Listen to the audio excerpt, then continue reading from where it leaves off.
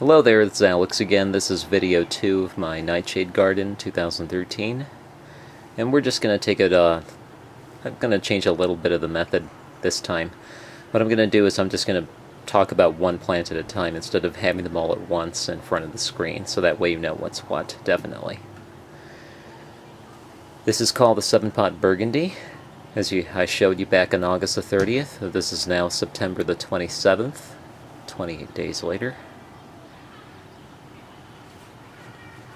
It's still growing, of course. Hasn't set a single pod yet, largely because it was germinated back in May. Kind of a late start, I know, for such a strain. As you can tell, it has buds on it. There's plenty of healthy foliage, no more warped leaves like it had back in August or July when the aphids were trying to eat it up. So yes, looks like it's nice and healthy. And these are my twin Scotch bonnets. These are brown Jamaican Scotch bonnets. They were significantly shorter the last time I showed you. And as you can see, they're getting a little lanky, but that's alright because their leaves are nice and bushy and thick. Listen to that. And of course, they're about to set pods. Or at least flowers.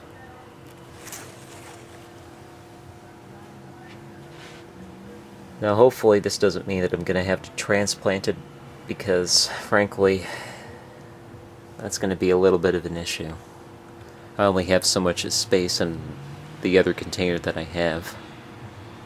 But I guess that might as well be the case, because it's getting bigger and bigger almost every single day that I watch it grow, so.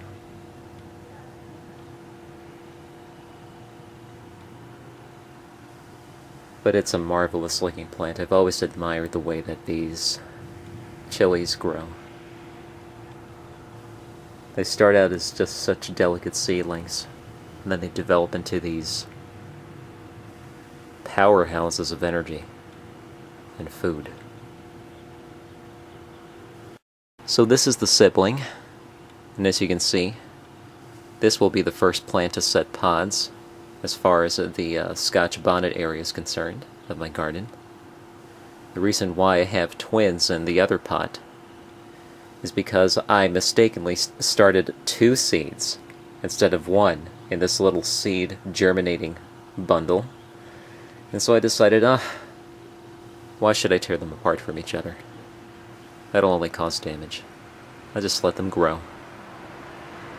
Let them do what they do. Just take care of them. I'm just glad that I live where I live, because otherwise some of these plants won't have a chance to set fruit. Okay, so this one I started on time. And I'm so glad I did, because even though I have a much younger sibling to this one, looks like it's developing pods like crazy. This is called a blondie chili. Lovely color to the pods once they are ripening. They start out very lime, and I mean very bright lime, moraine color. I'm not sure if you've ever heard of lime moraine pie, but that's kind of the color that the pods have at first when they emerge. Then they turn to a nice creamy ivory, just like this. The blondie chili comes from, I believe, Denmark or Norway, one of the two. It's definitely a cross. It's not a naturally occurring strain, but it's definitely not a GMO, because in order for it to be a GMO, the strain has to be spliced, not bred. There's a difference. And this is a bacatum, as you can tell by the coloring of the flowers. Let's see if I can zoom in here.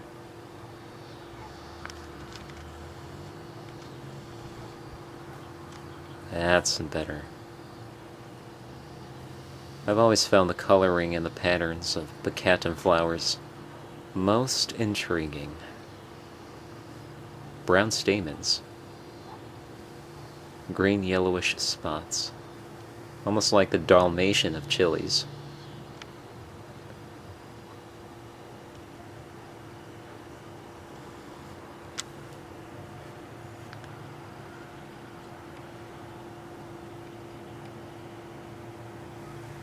I can only imagine what these pods taste like. Something tells me they have a nice green flavor to them. Largely because this is, in fact, a colorless chili.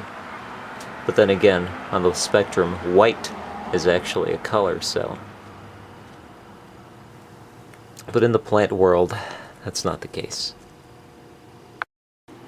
And here is the one that I would like to call One Pod Wonder. And I think it's pretty obvious. There is only a single pod on this plant. This godforsaken thing has only given me one pod so far. You know, and I'm going to go ahead and assume that the so-called 7-pot SR strain red is probably not that stable. See, it keeps giving me a lot of flowers, plenty of foliage, doesn't seem to have any diseases, but it gives me one pod in a series of, I don't know, 4 to 5 months? Come on. After all the nutrition I've given it, after all the water, come on. What a letdown. Oh well, but this is just one of my plants. At least the other ones seem to be a bit more generous. And I guess I shouldn't really complain because this one is ripening anyway. It looks mean. It's all pimply and ruffled. This one is definitely going to be a powder. I'm not going to put it into any salsa because something tells me if I do, I'm going to be in a lot of pain. And not just in the mouth. I'm talking about something called capsaicin cramps. Yes, good old capsaicin cramps, which are not good at all. They're familiar to a lot of chili heads like me, but not to the general public. Apparently chili cramps are so painful they can make you cry in a fetal position on the floor. It's just pang after pang after pang of sharp intestinal pain, unimaginably high. Yep, definitely going to avoid that. On the upside, say hello to my gargantuan 7-pod white. Or, if you're going to be argumentative about it, I guess you could call it the giant white habanero. But I highly doubt that because, number one, the foliage definitely does not look like an habanero. The pods might. I'll give you that. The pods are similar in shape to an habanero, but not exactly. Look at these waxy suckers.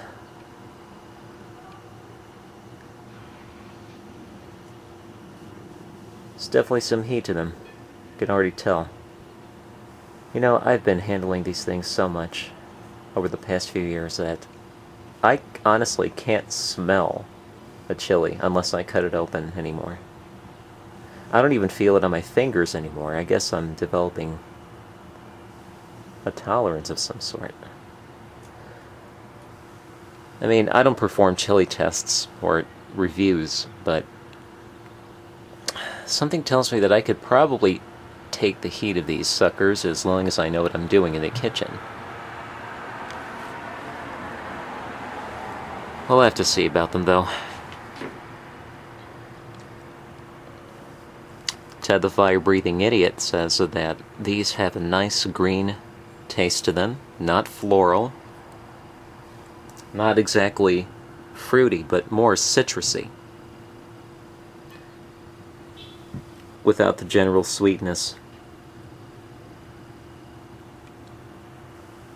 Has a lot more flowers, of course, so I'm assuming that this is pretty happy and healthy where it is. So it's going to be setting up more pods within the next month, and what's left of the season, of course. And let's hear it for the champion of this year's garden, or at least my garden. This right here, this sucker that's loaded with fruits, this wonderful specimen of nature, is the Jamaican red mushroom. And just look at how many pods this older one has. Look at the shape. It's amazing. Even as someone who's as familiar with chilies as I am, you have to admire this perspective of nature. The other name for this chili is called the UFO chili.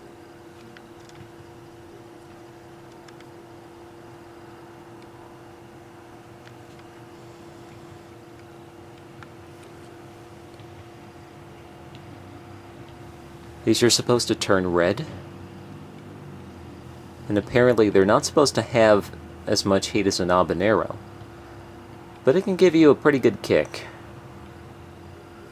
But at the same time it gives you awesome flavor. Kind of raspberry-ish. Not exactly sweet, but definitely fruity. Just right. Remember that ugly, misshapen tomato that I showed you back on August the 30th? Well, guess what's happened to it? It actually is ripening, and it's getting a little soft. Now, hopefully this means that it doesn't taste like crap. I'm sure it won't. I've grown this type of tomato before. It's tasted great. I don't expect it to taste any worse than it has in the past. However, I don't think every portion of it is edible, largely due to its unusual size and its unusual shape, more importantly. It has the right color, it has the right texture, it just has the weirdest shape I've ever seen in my life. And I'm trying to figure out exactly what precipitated this. If you're a tomato expert out there, please, would you mind explaining to me how I ended up with such a weird tomato fruit? But I'm not going to be complaining that much because, you see, the other one, that was as tiny as a grape, is getting bigger.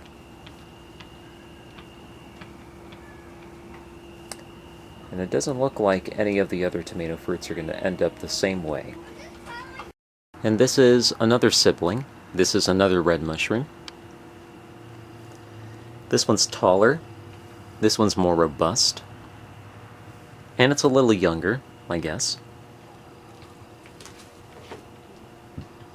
It still has its, what I like to call its primary leaves, or cotyledons if you're going to be scientific about it.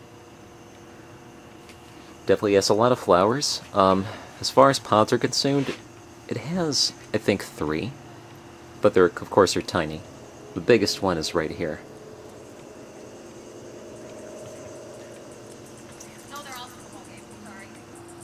There we go. Yeah, you see that sky? Don't trust it. You know why? Because this is the Midwest.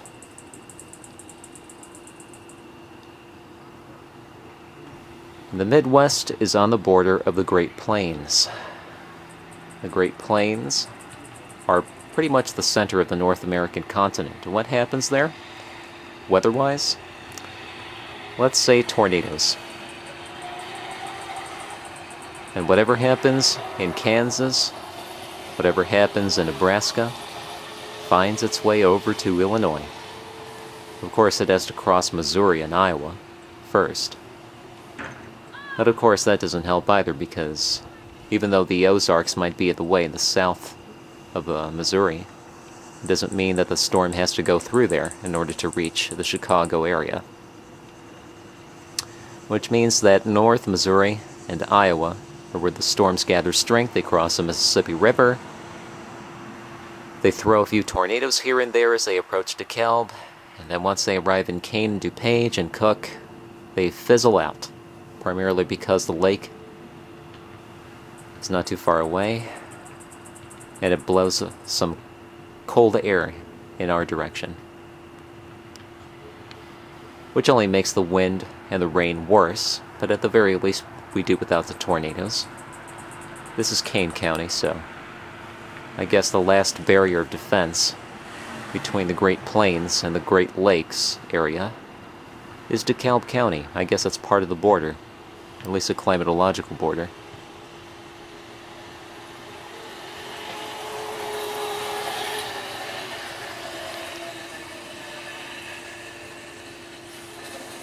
And so this is the last sibling that I have. This is the other blondie chili plant. And as you can see, it's kind of dilapidated for two main reasons. First of all, I had to bury it really deep into the soil because it got so leggy in my bedroom that I thought, oh, well, if it's going to be this wobbly, it's going to be this frail, I guess I might as well bury it as deep as I can so that way it has a chance to set the roots that it needs to anchor itself. And then come along some harsh winds and a few cool nights, and it looks like this. But I guess that's how it goes with some of them. At the very least, I won't have to worry about getting pods from this one because the other has plenty. Anyway, thanks for watching. This has been the second video of my Nightshade Garden 2013, and I hope to be back with you on October the 25th.